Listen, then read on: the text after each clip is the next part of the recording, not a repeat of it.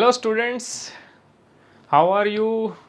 उम्मीद करता हूँ आप सभी बहुत अच्छे होंगे और लॉकडाउन का पालन कर रहे होंगे। ओके, सो आज हम मैथ्स का चैप्टर नंबर 3 की तरफ प्रोसीड कर रहे हैं। Before proceeding the chapter I wish कि आपने चैप्टर नंबर 2 कर लिया होगा। ओके, विश इसलिए कर रहा हूँ कि हो सकता है कि कुछ बच्चों ने ना किया हो, तो मैं प्रे करता हूँ भगवान से कि वो कर लें, बिकॉज लॉकडाउन के बाद बहुत प्रेशर पड़ने वाला है आपके ऊपर भी और फिर जो टीचर्स हैं जिनको सिलेबस कराना है उनके ऊपर भी। ओके, सो एडवांस में आप अपना सिलेबस कंटिन्यू रखें। So without wasting the time, come to chapter number 3, linear equations in two variables. okay, हालांकि चैप्टर का जो नेम है वो है पेयर ऑफ लीनियर इक्वेशन, ठीक है ना। तो मैंने यहाँ पे लीनियर इक्वेशंस लिखा है। ओके, कुछ मैंने यहाँ पे एक्सरसाइज 3.2 के दो क्वेश्चंस लिखे हैं, इन पे आते हैं, बहुत जल्दी इन पे हम मूव कर जाएंगे। लेकिन बिफोर दैट हमें पता लगाना होगा कि लीनियर इक्वेशंस है क्या। देखिए, मैंने आपको क्लियर किया था बच्चे, ठीक है। लीनियर का मतलब होता है जिसमें वेरिएबल की जो डिग्री है बच्चे, degree of polynomial, degree of polynomial is 1। आपको मैंने जो चैप्टर पोलिनोमियल पढ़ाया था तो उसमें मैंने बताया था कि जिस भी पोलिनोमियल में degree means highest power, okay, highest power 1 होगी, वो क्या होगा, लीनियर पोलिनोमियल। अब आप कहेंगे सर ये तो लीनियर इक्वेशन है। हाँ जी, तो इक्वेशन बच्चे वो होता है जिसमें आपका इक्वालिटी का साइन आ जाता है। Equality means is equal to, ठीक है। तो जिस भी पोलिनोमियल के जिस भी पोलिनोमियल में इज इक्वल टू साइन आ जाएगा, तो दैट मीन्स वो जो पोलिनोमियल है वो पोलिनोमियल ना रहकर वो किस में चेंज हो गया बच्चे, इज इक्वल टू में, ठीक है, सॉरी, इक्वेशन में। इन टू वेरिएबल्स, तो यहाँ पे हम दो वेरिएबल की बात करने वाले हैं। यहाँ पर जो दो वेरिएबल्स हैं बच्चे, तो वेरिएबल का मीनिंग तो आपको क्लियर होगा कि variable means whose value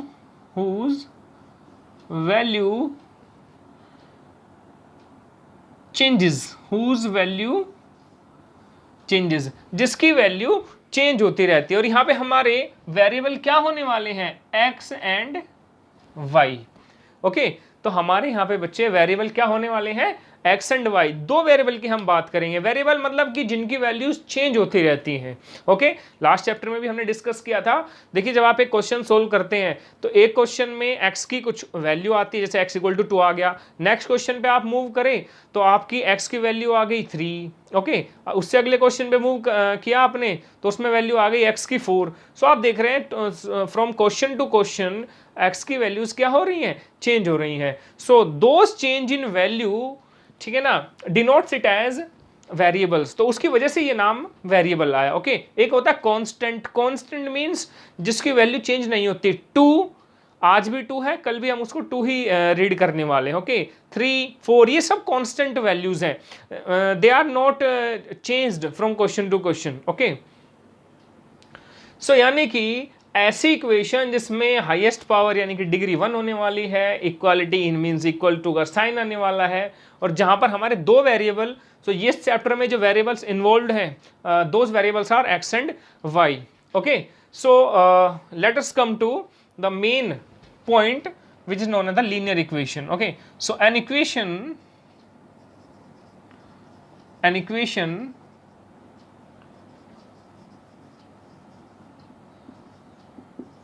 which is of the form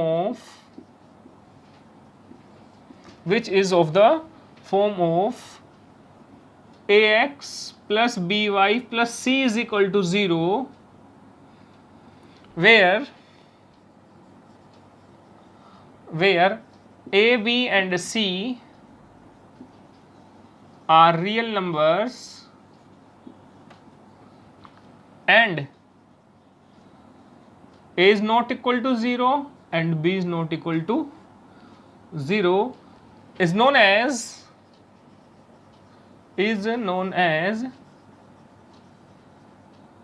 linear equation in two variables. Okay, देखिए मैंने स्टैंडर्ड फॉर्म क्या बताई है बच्चे, ax plus B Y plus C is equal to 0। आइए जरा एक बार इस पर थोड़ा सा बात कर लें। मैंने क्या कहा था, जिसमें इज इक्वल टू का साइन आ जाएगा तो वो तो हो जाएगी इक्वेशन, ठीक है। It means this whole thing is known as an equation. Okay, equation means is equal to आ गया। अब इसमें मैं बात कर रहा था दो वेरिएबल्स होंगे, कौन कौन, x और y, तो दीज आर द वेरिएबल्स, ठीक है।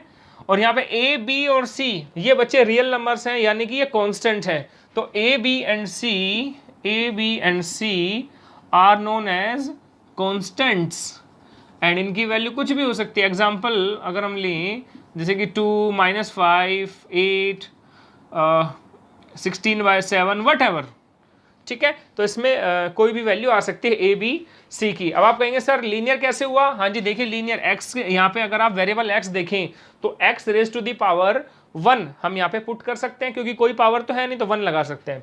Okay, so y raise to the power भी क्या हो सकती है हमारी 1।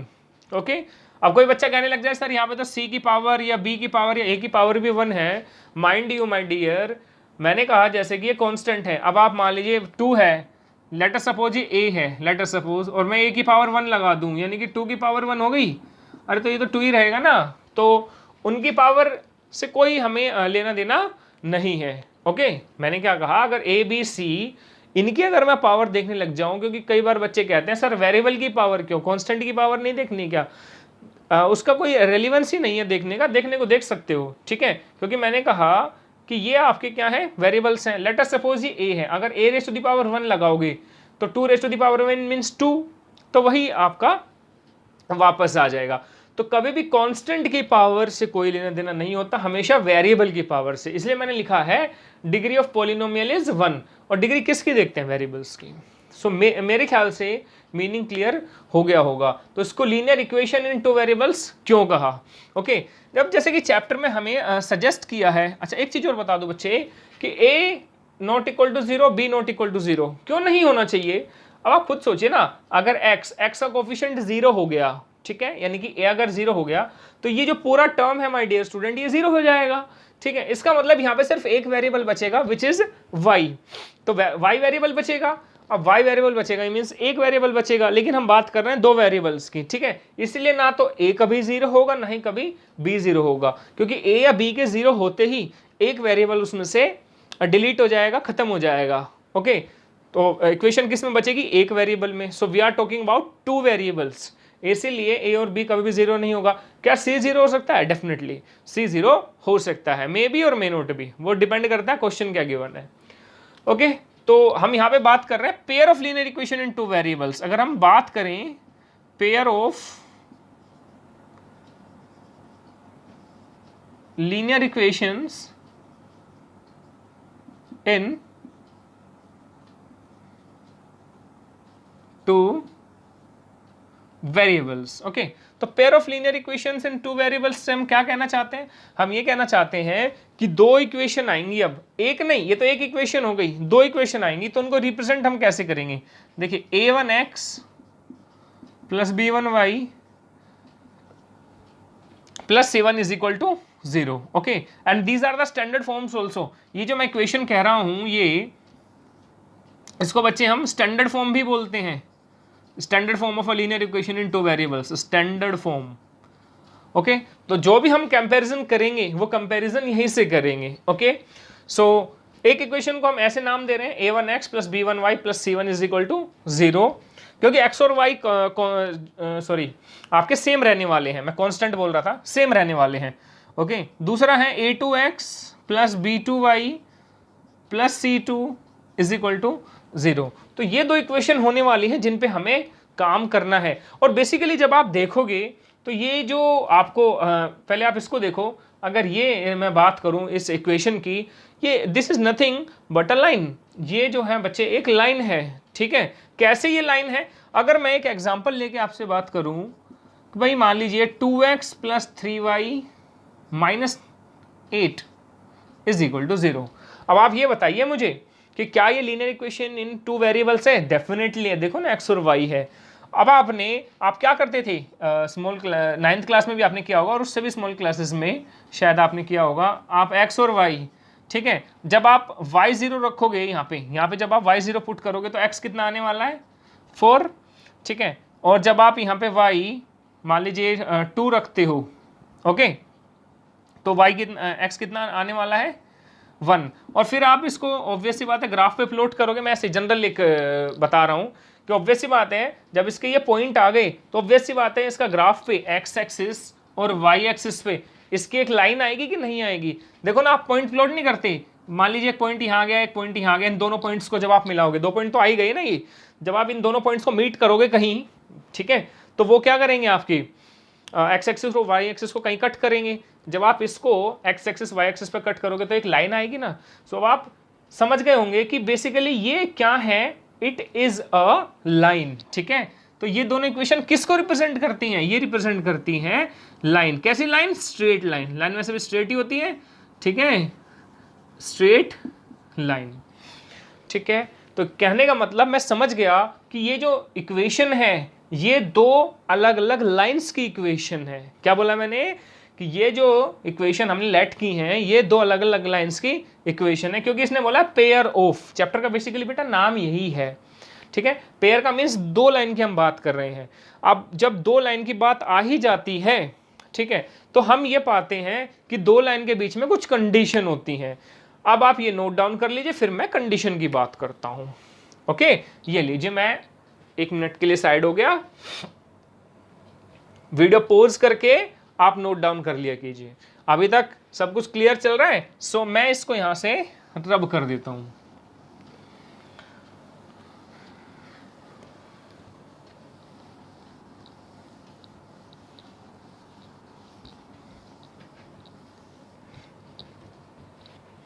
मैं कंटिन्यूटी में चलता हूं बेटा, इसीलिए मैं थोड़ा साइड होकर फटाफट इसको रब कर देता हूं, ठीक है। सो conditions for pair of linear equations in 2 variables, ठीक है। हाँ, तो मैं क्या बात कर रहा हूं कि कंडीशन, क्या क्या कंडीशन है बच्चे। देखिए, पहली कंडीशन आती है जब दो लाइन जब आती हैं तो सबसे पहली कंडीशन ये आती है कि ये दोनों लाइन एक दूसरे को क्या कर जाएं, इंटरसेक्ट कर जाएं किसी पॉइंट पर। बताइए, पहला मन में जो पॉइंट आता है कि यही आता है कि भाई 2 लाइन है, लेट अस सपोज लाइन का नाम मैं दे देता हूं, this one is L1, this one is L2। ये दोनों लाइन एक दूसरे को कहीं ना कहीं क्या कर सकती हैं, इंटरसेक्ट कर सकती हैं, ठीक है। अब ये जो पॉइंट होगा, जिस पॉइंट पे इंटरसेक्ट करेंगी, this will be known as the point of intersection. This point will be known as the point of intersection. Let us suppose this point is P, ठीक है, P is called point of intersection, ठीक है, कि ये intersection point जहां पे 2 line cut करेंगी। अब इसके लिए कंडीशन बता देता हूं मैं बच्चे, ये तीनों वर्ड्स ध्यान रखना, 3 वर्ड आएंगे, कंडीशन एक ही याद रखनी है आपने। तो पहली कंडीशन है unique solution. Unique solution, unique solution means you have only one solution, only one solution, ठीक है। अब मैं स्लैश डाल रहा हूं, या तो ये कंडीशन आएगी स्लैश डाल के मींस, या फिर ये वाली कंडीशन आएगी कंसिस्टेंट सॉल्यूशन, कंसिस्टेंट सॉल्यूशन, या फिर जो हमने लिखा है इंटरसेक्टिंग लाइंस, इंटरसेक्टिंग लाइंस, ठीक है बेटा। तो यूनिक सॉल्यूशन का मतलब होता है सिर्फ एक solution, unique solution, consistent solution या इंटरसेक्टिंग लाइन जब भी आ जाएगा, so you have to remember this condition, A1 by A2 is not equal to B1 by B2। यानी कि आपको इक्वेशन देगा क्वेश्चन में, ओके, और फिर मैच करवा आपसे पूछेगा कि बताओ उन इक्वेशन के कैसे सॉल्यूशन है, यूनिक है, कंसिस्टेंट है, इंटरसेक्टिंग है, कैसे। तो आपने ये कंडीशन याद रखनी है, ठीक है। दूसरा, तो ये तो पता चल ही गया होगा यूनिक सॉल्यूशन का मतलब यानी कि वन सॉल्यूशन, इसका मतलब x की एक वैल्यू एग्जिस्ट करेगी, y की भी एक वैल्यू एग्जिस्ट करेगी, कुल मिला के x एक और फिर y भी एक। यूनिक का मतलब यहां पे आप याद रखेंगे ओनली वन से। सेकंड बच्चे कंडीशन आती है नो सॉल्यूशन, नो सॉल्यूशन या फिर इनकंसिस्टेंट सॉल्यूशन, या फिर सिर्फ आप इनकंसिस्टेंट ही याद रखिए, या फिर पैरेलल लाइंस, यानी कि लाइंस क्या होंगी बच्चे, बिल्कुल पैरेलल होने वाली हैं।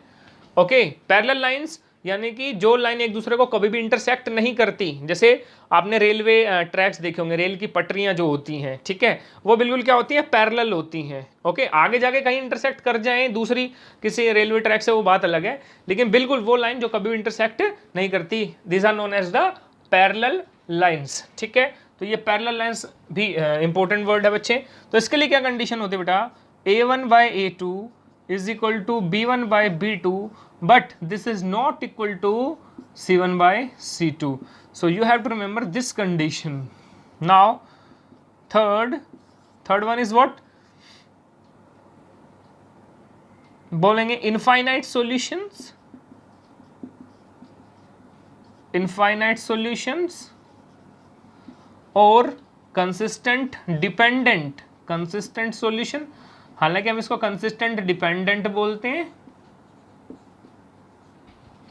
या फिर हम इसको एक वर्ड और दे देते हैं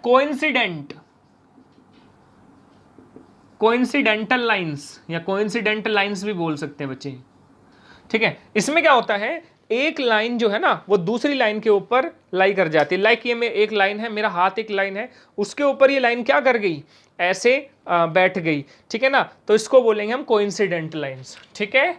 सो ये आपका ऐसे होगा, एक लाइन है उसके ऊपर दूसरी लाइन क्या कर गई, एग्जिस्ट कर गई। अब इसको क्या बोलेंगे, इनफाइनाइट सॉल्यूशन होंगे इस तरह के लाइन के, या कंसिस्टेंट डिपेंडेंट सॉल्यूशन होंगे। आप वैसे मेन वर्ड ध्यान रखेंगे कंसिस्टेंट, ठीक है, और दूसरा है फिर कोइंसिडेंट लाइंस। इसकी जो कंडीशन है बेटा वो है A1/A2 is equal to B1/B2 is equal to C1/C2। सो ये तीन कंडीशन है माय डियर स्टूडेंट्स, ये बहुत ही इंपॉर्टेंट कंडीशन है।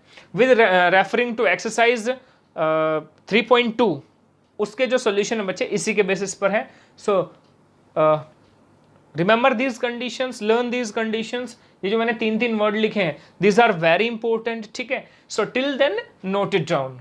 सो स्टूडेंट्स अब हम अपने क्वेश्चन नंबर 2 पे मूव करते हैं, एक्सरसाइज 3.2 के। ओके, तो पहले मैंने आपको जो लाइंस हैं उनसे रिलेटेड जो कंडीशन है वो बता दी है। अब उसके बेसिस पर हम साथ साथ क्वेश्चन ले लेते हैं। पहले मैंने बच्चों एक्सरसाइज 3.2 में सिंपल क्वेश्चंस जो है ना आपके वो लिए हैं जो कि इसी टॉपिक पे बेस्ड थे। आपको मैं क्लियर कर दूं, जब मैं ये चैप्टर पढ़ाऊंगा तो मैं कैसे प्रोसीड करने वाला हूं। पहले जितनी भी टाइप की इक्वेशंस हैं आपके इस चैप्टर में सोल्वेबल जो इक्वेशंस हैं, पहले मैं सारी इक्वेशंस सोल्विंग करवाऊंगा, and then after that we will move forward to word problems. Okay, पहले मैं सारी इक्वेशंस पहले बता देता हूँ, पहले सारी इक्वेशन सोल्व करेंगे और उसके बाद हम जितने भी वर्ड प्रॉब्लम्स हैं वो कराऊंगा। अब एक्चुअली है क्या टाइप्स ऑफ प्रॉब्लम्स, क्योंकि देखिए इस चैप्टर में जो है नंबर बेस्ड, एज बेस्ड का, salary based, expenditure based, upstream downstream based, तो अलग अलग टाइप की प्रॉब्लम्स हैं। अब मैं क्या करता हूं, जब आपका मान लीजिए मैंने नंबर बेस्ड प्रॉब्लम पिक की तो मैं एक्सरसाइज 3 मान लीजिए 3 में कोई क्वेश्चन है, 3.5 में कोई क्वेश्चन है नंबर बेस्ड, तो मैं वो दोनों क्वेश्चन ना आपको इधर नंबर बेस्ड लिखवा के इकट्ठा ही करवा दूंगा। तो मेरे अकॉर्डिंग जब मैं अपना सिलेबस रन करवाता हूँ तो पहले सारी टाइप की इक्वेशंस हम सोल्व कर लेते हैं, जितना भी इक्वेशन सोल्विंग का पार्ट है, फिर हम वर्ड प्रॉब्लम्स पे आते हैं। सो मैंने क्लियर कर दिया आपको आपके 2 मिनट लेके कि मैं चैप्टर कैसे प्रोसीड करने वाला हूँ। ओके, सो आप जब भी मुझसे पढ़ रहे हो तो ये मत सोचेगा सर 3.2 के भी सारे क्वेश्चन करवाने वाले हैं, 3.3 के भी सारे क्वेश्चन करवाने वाले हैं। माय डियर स्टूडेंट, मैं करवाऊंगा जरूर। जो मेन क्वेश्चंस हैं या जो बहुत ज़रूरी क्वेश्चंस हैं वो मैं सारे करवाता हूँ, आप डोंट वरी रहिए उस चीज़ से, ठीक है। यहाँ तक कि टीचर्स तो आपके स्कूल में ऑप्शनल नहीं कराते, हम यहाँ पे ऑप्शनल भी सारी करेंगे, लेकिन जो नेसेसरी है। अब ऐसे क्वेश्चंस में जाके कोई फायदा नहीं है जो पेपर में आज तक आया ही नहीं है या आने नहीं वाला है, ठीक है ना। इररेलेवेंट क्वेश्चन वो हम प्रैक्टिस नहीं करेंगे। अगर आप ऐसा चाहते हो कि मैं एक एक एक्सरसाइज वाइज क्वेश्चन करवाऊं, फिर ये बच्चे अगर आप YouTube पे कोई न्यू यूज़र हो तो फिर ये चैनल आपके लिए नहीं है। अगर आपको सीरियसली कंसेप्चुअल नॉलेज चाहिए टॉपिक को रिलेट करके, then you are welcome here. Okay, so आगे बढ़े तो मैं क्वेश्चन करवा रहा हूँ बेटा एक्सरसाइज 3.2 का 2 क्वेश्चन, क्योंकि जो क्वेश्चन नंबर 1 है वो क्वेश्चन नंबर 1 वर्ड प्रॉब्लम है। जैसे कि मैंने कहा वर्ड प्रॉब्लम हम बाद में एक इकट्ठी सीरीज चलाएंगे। ओके, तो ये जो क्वेश्चन है बच्चे ये सोल्विंग बेस्ड है और वही उसी पे बेस्ड है जो मैंने अभी बताया। तो क्वेश्चन क्या है, on comparing the ratios a1 by a2 b1 by b2 c1 by c2 find out whether the lines intersect at a point are parallel और कोइंसिडेंट। तो बच्चे क्या पूछा हुआ है, देखिए कि सबसे पहले a1 by a2 b1 by b2 c1 by c2 ये रेशियो कंपेयर करना है। उसके बाद ये फाइंड आउट करना है कि लाइन इंटरसेक्ट करेगी किसी पॉइंट पे, या वो लाइन पैरेलल है या वो लाइन कोइंसिडेंट है। तो मैंने बहुत अच्छे से बताया अभी कि पैरेलल लाइन का क्या मीनिंग है, कोइंसिडेंट का और इंटरसेक्टिंग का। अब ये आपको बच्चे इक्वेशन दे रखे हैं। लुक, इस क्वेश्चन में 3 पार्ट्स हैं, 2 पार्ट्स मैंने पिक कर लिए बेटा, और मैं पार्ट्स भी वही पिक करूंगा जो थोड़े से आपको टफ है, ठीक है। इजी पार्ट्स आपके लिए लीव करने वाला हूं। ओके, तो सॉल्यूशन नंबर 2 का ए पार्ट बेटा, तो जैसा कि इसमें लिखा हुआ है 5x - 4y + 8 = 0 and 7x + 6y - 9 = 0। तो सबसे पहले ये चेक करना है बच्चे ये स्टैंडर्ड फॉर्म में है या नहीं है। डेफिनेटली है, देखिए इज इक्वल टू में 0 आ गया, इज इक्वल टू में 0 आ गया, इसका मतलब ये स्टैंडर्ड फॉर्म में तो है, ठीक है। अब यहाँ पे पता लगाने वाली बात ये है, क्योंकि स्टैंडर्ड फॉर्म हमें पता है क्या होती है, a1x + b1y + c1 = 0, और दूसरी स्टैंडर्ड फॉर्म क्या बताई थी मैंने, a2x + b2y + c2 = 0। देखिए यहाँ पे x का कोफिशिएंट a1 है, यहाँ पर x का कोफिशिएंट 5 है, तो यानी कि a1 की वैल्यू 5 होने वाली है माय डियर स्टूडेंट्स, ठीक है। तो पहले मैं लिख देता हूँ, a1 की वैल्यू 5 होगी, b1 की वैल्यू क्या होगी बेटा, b1 की वैल्यू होगी कितनी, -4, c1 की वैल्यू क्या होने वाली है, 8। सिमिलरली a2 की वैल्यू, a2 की वैल्यू कितनी होगी, 7, b2 की वैल्यू होने वाली है 6 और c2 की वैल्यू होने वाली है -9, ये देखिए, ठीक है। सो a1 b1 c1 a2 b2 c2 ये सब हमें आइडेंटिफाई करना आ गया, ठीक है। तो मैंने एक बार बता दिया, सिमिलरली आप वेरीफाई कर सकते हो। अच्छा, सबसे पहले अब हम वेरीफाई करेंगे रेशियो। तो a1 by a2 find out कीजिए पहले, तो -5/7, उसके बाद b1 by b2 कितना है, -4/6। अच्छा, इसको कैंसिल आउट कर सकते हैं, 2 2 ज़ा 2 3 ज़ा, तो ये आ गया बेटा -2/3। उसके बाद c1/c2 ये बेटा आएगा 8/-9। तो सबसे पहले आपने क्या करना है, ये देखिए क्या a1 by a2 और b1 by b2 इक्वल है। अगर इक्वल है तो ठीक है, अदरवाइज अगर ये इक्वल नहीं है तो चेक कीजिए, शुरू में ही मेरे ख्याल से इक्वल नहीं है। क्या -5/7 -2/3 के इक्वल है, नहीं है, तो आप कैसे कह सकते हैं, यहाँ से हम कंक्लूजन क्या निकाल सकते हैं, a1 by a2 is not equal to b1 by b2। क्यों इक्वल नहीं है, लिख देना since -5/7 is not equal to -2/3, ठीक है, क्योंकि ये इक्वल नहीं है इसलिए ये भी इक्वल नहीं है। और माय डियर स्टूडेंट, बहुत अच्छे से भी मैंने बताया कि a1 by a2 is not equal to b1 by b2। जब ये दोनों इक्वल नहीं होते तो हम क्या बोलते हैं, सॉल्यूशन कैसे हैं, सॉल्यूशन है आपके intersect at one point, sorry line कैसी है, एक पॉइंट पे कट करेंगी दोनों लाइन एक दूसरे को, यानी कि ऐसे लाइन एक दूसरे को कट करने वाली है। तो मैंने कहा ना, ये रेशियो कंपेयर करवा के क्या हम आंसर देंगे, द गिवन लाइन्स ऐसे बोलेंगे the given pair of lines, the given pair of lines intersect at a point. क्या करेंगे बेटा, एक पॉइंट पे इंटरसेक्ट करेंगे, ठीक है। उसके बाद बी पार्ट, ठीक है, ए पार्ट मैंने करा दिया, क्वेश्चन नंबर सेकंड का बी पार्ट।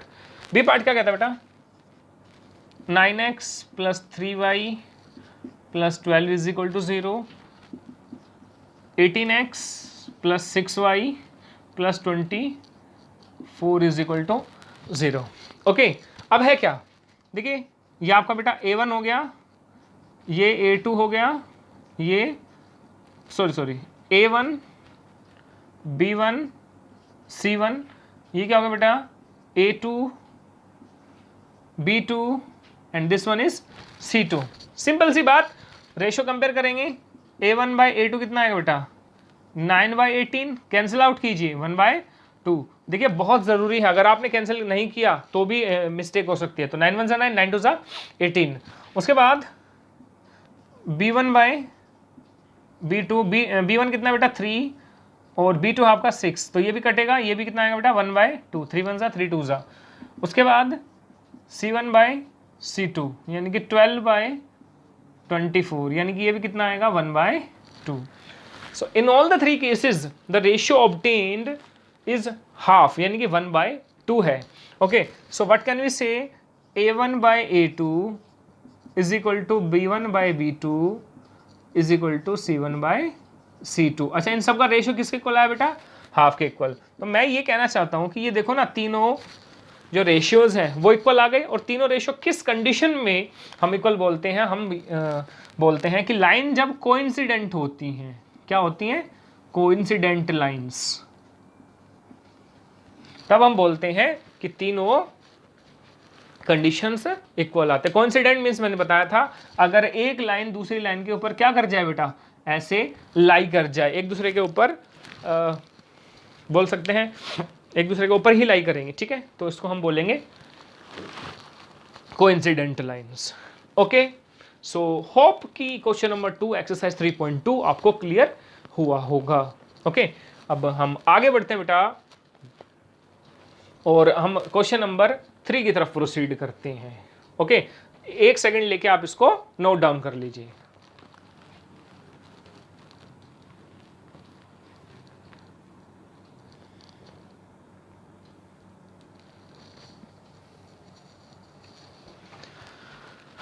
ओके बेटा, होप कि आपने नोट डाउन कर लिया होगा, इसको हम हटा देते हैं। अब मूव करते हैं क्वेश्चन नंबर 3 की तरफ।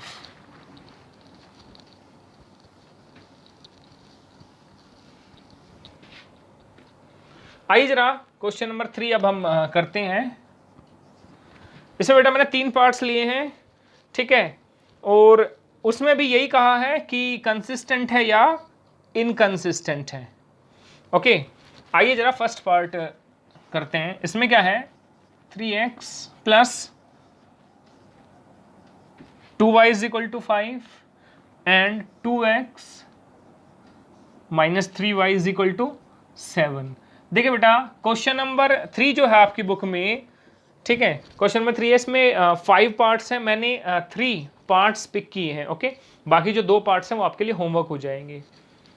अब इसमें क्या ये स्टैंडर्ड फॉर्म में है, no it is not in standard form, so we have to write it in standard form. तो कैसे लिखेंगे, मैंने कहा था इज इक्वल टू में 0 आना चाहिए, इज इक्वल टू में 0 आना चाहिए स्टैंडर्ड फॉर्म लाने के लिए। तो मैं क्या करूंगा, यानी कि मुझे 5 को राइट हैंड साइड से लेफ्ट हैंड साइड मूव करना पड़ेगा, और इसका साइन कैसा हो जाएगा -5। एज यू नो इसके साथ कैसा साइन है, 5 के साथ प्लस साइन है, ठीक है, तो ये माइनस हो जाएगा। ओके, तो ये हो गई स्टैंडर्ड फॉर्म में, और ये बेटा 2x - 3y ये है +7, तो ये हो जाएगा -7, -7 = 0। सो अब ये हो गई हमारी स्टैंडर्ड फॉर्म्स। और अब हम यहाँ से बहुत प्यार से पता कर सकते हैं कि ये हमारा a1 हो गया बेटा, ये हो गया b1, और ये हो गया हमारा c1। ओके, ये हमारा a2 - 3 is b2 - 7 is c2। Similarly condition से पता लगाना है कि कंसिस्टेंट है या इनकंसिस्टेंट है, तो हम रेशियो से बेटा पता करेंगे ये भी। तो a1/a2 तो 3/2, b1/b2 2/-3। बस देखिए ना, क्या ये कभी भी इसके इक्वल हो सकता है? नहीं हो सकता। यहाँ पे 3/2 है और ये है 2/-3, ये सेम रेशियोज नहीं है, ठीक है। क्यों? क्योंकि 3/2 बेटा किसके इक्वल होता है? 1.5 के इक्वल, और -2/3 ये किसके इक्वल होगा बेटा? -0.66। क्या कभी भी 1.5 -0.66 से इक्वल हो सकता है? नहीं हो सकता। तो लिखना since 3/2 is not equal to 2/-3, जब ये दोनों इक्वल नहीं है तो हम क्या बोलेंगे कि A1/A2 is not equal to B1/B2, ठीक है। और जब ऐसी कंडीशन आती है, मैंने आपको 3 कंडीशन लिखवाई थी कि ये कंडीशन आने पे सॉल्यूशन कैसा होता है बेटा? इनकंसिस्टेंट। तो हम लिखेंगे therefore solution of given lines is consistent। अभी बच्चे कंफ्यूज तो नहीं हो रहे कि कंसिस्टेंट से क्या क्या कहना चाहते हैं? हम कंसिस्टेंट से ये कहना चाहते हैं कि x और y, जब हम ये दो इक्वेशन सोल्व करेंगे ना, तो x और y की कोई ना कोई वैल्यू एग्जिस्ट करेगी। जैसे x की वैल्यू आ गई 2, y की वैल्यू आ गई -3, ठीक है। तो consistent means values of x and y exist, ये कहना चाहता हूं मैं कंसिस्टेंट से। और इनकंसिस्टेंट का मीनिंग क्या होगा? Values of x and y do not exist. Okay, now come to second part. तो पार्ट क्या बेटा? 3/2x plus 5/3y is equal to 7 and 9x minus 10y is equal to 14। Okay, सबसे पहले बेटा इसमें अगर आप चाहो तो एलसीएम ले लीजिए। तो एलसीएम 3 और 2 का एलसीएम कितना आएगा? 6, और इसको इधर मल्टीप्लाई, इसको इधर मल्टीप्लाई। 3 3 सा 9x प्लस 5 2 सा 10y, ठीक है। 10y is equal to 7।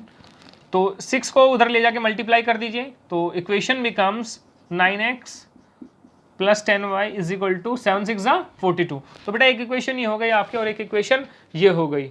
Okay, अब ये आपका A1 B1, अच्छा रुक जाइए बेटा, स्टैंडर्ड फॉर्म में भी नहीं है अभी ये। तो अगर हम इसकी स्टैंडर्ड फॉर्म निकालें तो ये आएगी 9x minus 10y minus 14 is equal to 0। और अगर हम इसकी स्टैंडर्ड फॉर्म लिखेंगे तो 9x plus 10y minus 42 is equal to 0। ठीक है, बात हुई क्लियर? अब ये A1 हो गया बेटा, ये A2 हो गया, ये B1, ये B2, ये C1, ये C2। अब A1/A2 का रेशियो अगर आप निकालोगे A1/A2 का, तो 9/9 विच इज नथिंग बट 1/1 ही हो गया बेटा, 9 1 9। ठीक है, B1/B2 जब आप करोगे तो -10/+10 यानी कि आएगा -1/1। देखो ना, शुरू में रेशियोज क्या आ रहे हैं बेटा? इक्वल नहीं आ रहे। खुद सोचो ना, -1/1 और -1/1 इक्वल हो सकता है? नहीं हो सकता। लिख देना since -1/1 is not equal to 1/1, यानी कि A1/A2 इक्वल नहीं आ रहा B1/B2 के। और मुझे बताने की जरूरत नहीं है कि therefore solution of given equations is consistent. जो सॉल्यूशन दे रखे हैं, जो सॉल्यूशन एग्जिस्ट करेंगे इक्वेशन के, वो क्या होंगे? कंसिस्टेंट। अब बेटा इसमें आ जाओ जरा, इसको हम यहीं में मार्क कर लें। ये हो गया मेरा A1, ये हो गया मेरा B1, और जब आप इसको इधर लेके आएंगे 11 को क्या कर दोगे? -11 इज इक्वल टू 0, तो ये हो जाएगा C1। ये हो गया मेरा A2, ये हो गया इसमें B2, और जब आप इसको इधर लेके आएंगे बेटा तो ये हो जाएगा +22 इज इक्वल टू 0। तो ये हो गया बेटा आपका C2। और मेरे सभी प्यारे बच्चे बता सकते हैं कि ये सॉल्यूशन कैसा है, कंसिस्टेंट है, इनकंसिस्टेंट है। चेक करते हैं। A1/A2 करके देखिए बेटा। A1 है मेरा 5, A2 है -10, तो 5/-10 यानी कि आया बेटा 1/-2।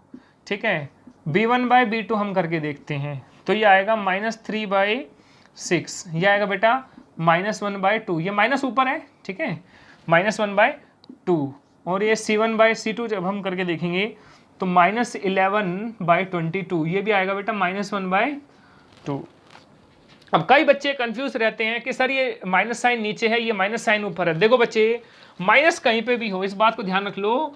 अगर ये -1/2 है और यहाँ पे मैं बीच में -1/2 ऐसे लिख देता हूँ, और मैं इसको 1/-2 लिख देता हूँ। देखिए क्वांटिटी तो नेगेटिव ही है ना, ठीक है, 1/2 तो सेम है, लेकिन मैं माइनस ऊपर लगाऊं नीचे लगाऊं या बीच में कहीं माइनस लगा दूं क्वांटिटी पे, क्वांटिटी के साथ, तो वो माइनस का मीन्स, अब देखो जो कोई इंसान बुरा होता है तो हम उसको ये नहीं बोलते कि ये ऊपर से बुरा है कि नीचे से बुरा है, और अगर कोई अच्छा है तो ये नहीं बोलते कि ऊपर से अच्छा है नीचे से अच्छा है।